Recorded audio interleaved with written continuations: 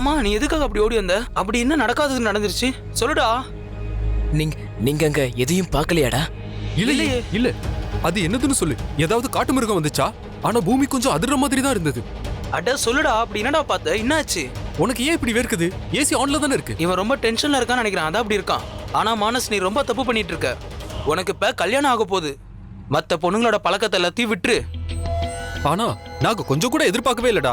ஆனா நீ பாக்குறதுக்கு நல்ல பையன் மாதிரி நடிக்கிற. ஆனா என்ன மாதிரி நடிக்க முடியாது. என்னால மாட்டிக்காம தப்பு பண்ண முடியும்டா. அட சும்மாற, நீ வேற. போன் வருது பாரு. பாய்ஸ் எங்க இருக்கீங்க? எல்லாரும் உங்களை தான் தேடிட்டு இருக்காங்க. தயவு செஞ்சு என்னோட நிலைமையை புரிஞ்சுக்கோங்கடா.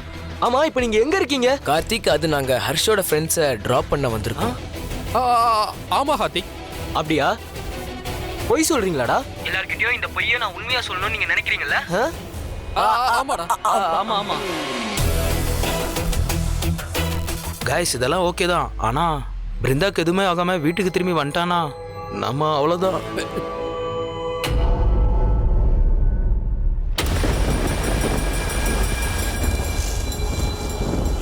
நீங்க காளி, சிவபெருமானோட சக்தி, சிவபெருமானோட பார்வதி. நீங்க சிவபெருமான் மேல நான் பக்தியா இருக்கேன்.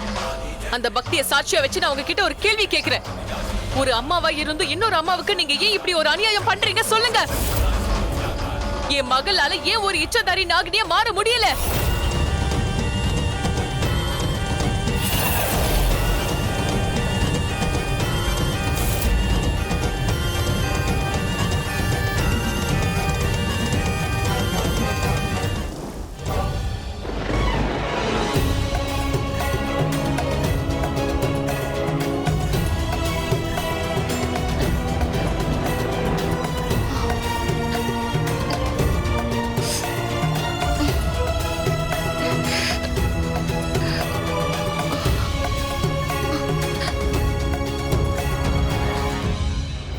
எனக்கு தெரியும், 25 வருஷமா அவளால மாற முடியல. ஏன்னா என்னையும் என்னோட மகளையும் என்னோட அம்மா சபிச்சிருக்காங்கன்னு எனக்கு தெரியும். அதனாலதான் இத்தனை வருஷமா என்னாலையும் நாகினி உருவத்துக்கு மாற முடியல. ஆனா 25 வருஷத்துக்கு அப்புறம் ஆயில்யம் நட்சத்திரம் திரும்ப வரதுக்கு ஒரு நாள் முன்னாடி என்னோட சக்திகள் எனக்கு கிடைச்சிருச்சு. அந்த சாபத்தால என்னோட அடையாளம் பறிக்கப்பட்டுருச்சு.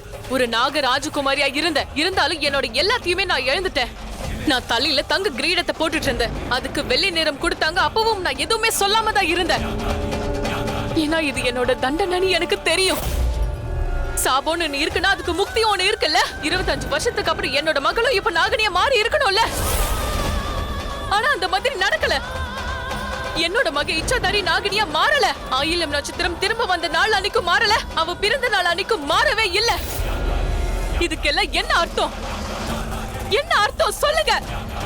அப்படின்னா என் நந்திதா என்னோட பொண்ணு கிடையாதா? அப்படின்னா என்னோட பொண்ணு எங்க இருக்கா? நந்திதா என்னோட உண்மையான மக இல்லன்னா என்னோட மக எங்க இருக்கா? இது எந்த இடம்?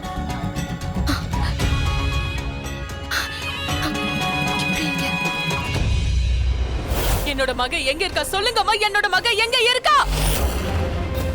உங்க கணவர் மேல ரொம்ப பக்தியா இருக்க ஒருத்தியோட கஷ்டத்தை புரிஞ்சுக்காம நீங்க இருக்க கூடாதுமா. எனக்கு பதில் சொல்லுங்க. என்னோட மக எங்க இருக்கா? நல்லா கேட்டுக்கோங்கம்மா. என்னோட பழி வாங்குற எண்ணத்தை நான் எப்பவும் விடவே மாட்டேன். என்னோட எதிரிகளை தப்பிக்க விடாம அவங்களை தண்டிச்சே தீருவேன். சொல்றது கேக்குதா? இது நடக்கிறதுக்கு நீங்க எனக்கு உதவி செஞ்சே ஆகணும். சொல்றது கேக்குதுல்ல? நீங்க என் கூடவே இருக்கணும். என்னோட செய்யாத. பயப்படாத பிருந்தா. பிருந்தா நான் தான். நம்ம தப்பிச்சிட்ட பிருந்தா. நம்மள ஒரு பெரிய பாம்பு தான் நம்மள காப்பாத்துச்சு. ஆமா, அது பாம்பு தான். அது பார்க்க பெருசா இருந்துச்சு. அந்த பாம்பு அன்னைக்கு ரூமுக்கு வந்து என்ன பயமுறுத்துச்சு.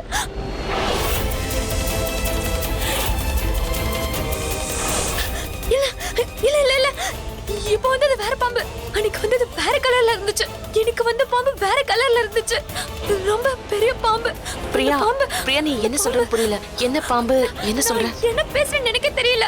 எப்படியாவது என் உயிரை காப்பாத்திக்கணும். நீ இங்க இருந்து ஓடிடு. பிரியா, நீ ஓடிடு. என்ன சொல்லிட்டு போறா இவன்?